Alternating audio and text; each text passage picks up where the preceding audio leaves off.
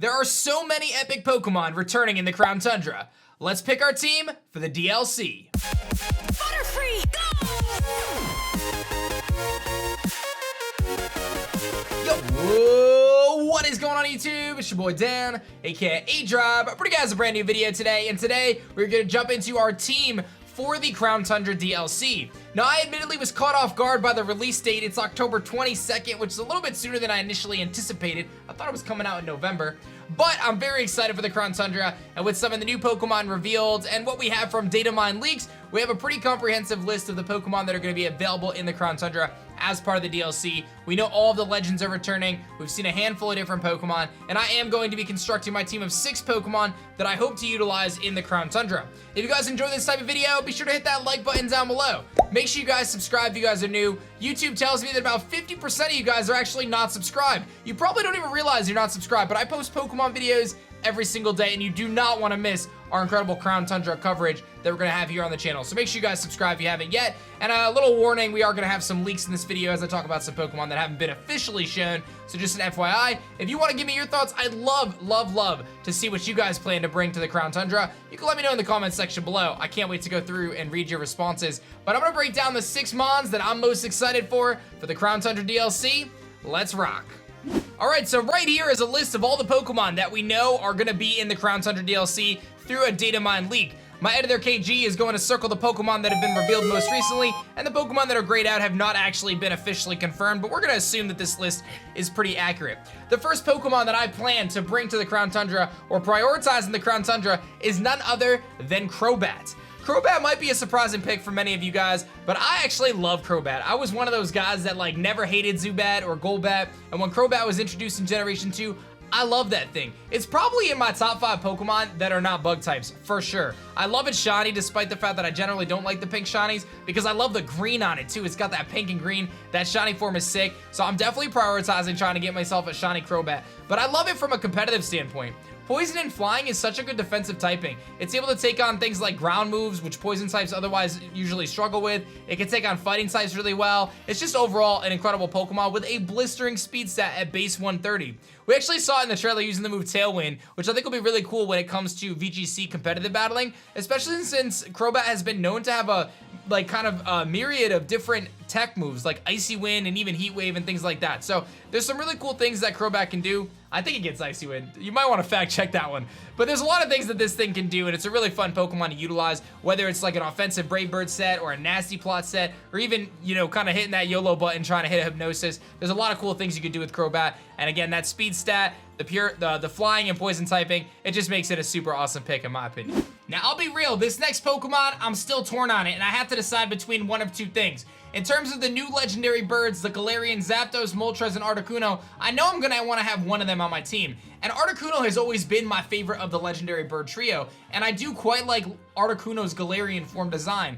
But I have to say, the Roadrunner Zapdos looks incredibly awesome, and I just am having a hard time deciding between the 2. Do I want the Roadrunner Zapdos, or do I want to have the Articuno? I'm not sure yet, but I think at this point in time, I am going to declare that Articuno, Galarian Articuno, is going to be my choice for the birds. I just feel like that Psychic and flying typing is really cool, and even though it'll be another flying type, I'm not really worried about type coverage. It's not a big deal. I know we're in the Crown Tundra, there's probably some ice types to deal with, but I'm not stressing about it, man. You'll see I have a Pokemon that'll be able to deal with that pretty well as we move forward here. But ultimately, I just think this thing's design is super duper cool. I love that it's got like those laser beam that it shoots out of its eyes, and it looks so great, especially in that footage that we recently saw of it seemingly roaming in the overworld. To me, that is so cool, and it definitely fits with the vibes of the Crown Tundra with that purple, dark, mysterious kind of vibe going on. When I initially saw this design, I was blown away, so I'm gonna say Galarian Articuno is the second Pokemon that I'm bringing in the Crown Tundra DLC.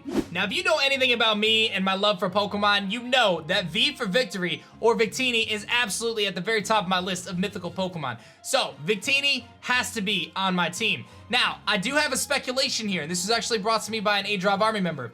When the Isle of Armor came out, they set a goal and said, hey, if you guys do 1 billion raids or whatever it was, you guys will unlock Shiny Zeraora. I think that it's very likely that they do the exact same thing with Victini. If we do a certain amount of raids or some sort of online competition as a Pokemon fan base together, they will release Shiny Victini for the first time. For those who don't know, this is a Pokemon that has never been available Shiny, much like Keldeo, and it is possible that we'll be able to get that beautiful white Victini. But either way, Victini is one of my favorite Pokemon in general. It is so powerful. It's got base 100 across the board, and it hits so hard with its signature move V-Create. I just hope that they give it V-Create, because we know V-Create's animation is in the game. I'm gonna have my man KG edit V-Create right over here, so you guys can see how awesome it looks in game. But man, let me tell you, we gotta get ourselves a Victini on the team. I love this thing. I guess I'm doubling up on typings pretty badly right now, because that's my second Psychic type. But I'm not even worried about it, because all we gotta do is click V-Create. And you already know, V for victory, baby. Now, there's a lot of pseudo-legendaries that are gonna be coming in the Crown Tundra DLC. We've got things like Dragonite, and Salamons, and Metagross, and beyond. But for me, the #1 pick, it's gotta be Salamons, man. For those who don't know, back in GBA Season 5, the Global Battle Association, Draft League Pokemon, I won the championship with Earhart. That was my Salamence, and what an incredible Pokemon this thing was. It's one of my favorite pseudo-legends. I think it's gonna be an absolute menace in the competitive metagame. I got a third flying type, guys. What's going on here? But either way, I think this thing is going to be an absolute menace. It can hit so hard. Max Airstream under Dynamax is going to be incredible. Being able to boost its speed, and with two great abilities in Intimidate and Moxie, I can see this thing being a massive threat. Can you imagine going for Max Airstream flies and getting attack boosts every time you knock something out because you have the Moxie ability? It's going to snowball so fast. This Pokemon is going to be incredibly powerful. The other thing I like about Salamence is its move pool allows it to potentially be a special attacker as well with things like Fire Blast and Hydro Pump, but it can also be a decent support Pokemon. It's got Intimidate, it can slow some things down, and that can actually be kind of annoying for opponents to deal with as well. So I'm a big Salamence fan, and it is definitely the pseudo-legendary that I am going to prioritize on my team. I don't know if you guys saw the video, but a few months ago, I actually got multiple shiny Genesects in Pokemon Go. And while I haven't really played Pokemon Go too much lately, we do know there is going to be a transfer ability from Pokemon Go to Pokemon Home. There was some whispers about it costing Pokecoins, and we believe at this point you're going to be able to do it for free, but there's going to be a cooldown period where you're going to have to use coins to expedite that process. But nevertheless, I should be able to get one of my shiny Genesects over into my main game so I can use it in the Crown Tundra. Genesect is a Pokemon that probably should be my mascot. I'm aDrive, Genesect uses drives. I've got this super duper cool shiny Genesect, multiple of them, including a flawless 100% Shundo Genesect that I caught. And again, I'll put that video in the description below. You gotta see that, but we'll have a clip here as well. Genesect, super duper cool Pokemon, incredibly strong, hits so hard, and that Techno Blast move can deal so much damage, and the fact that you can change the type of it just makes it insane. So I gotta rep Genesect and my shiny Genesect that I got in Pokemon Go in the Crown Tundra. No doubt about it. Can you imagine that thing following you? Oh my god, it is gonna be incredible. I told you guys about the first 5 members of my team, and this last member may shock you a little bit. It's actually Absol.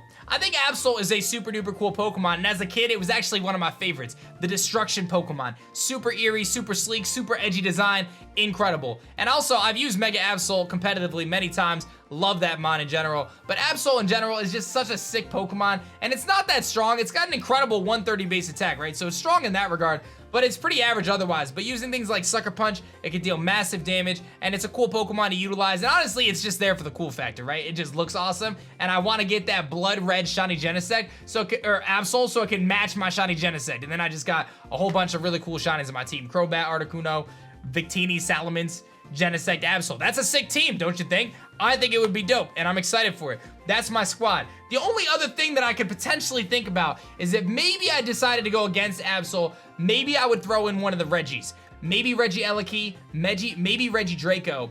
I probably would lean towards Regidraco, because that thing does look pretty dope, and I like the fact that it was teased for so long. Like, it's like there's that open mouth thing in the, what is it, Motostoke?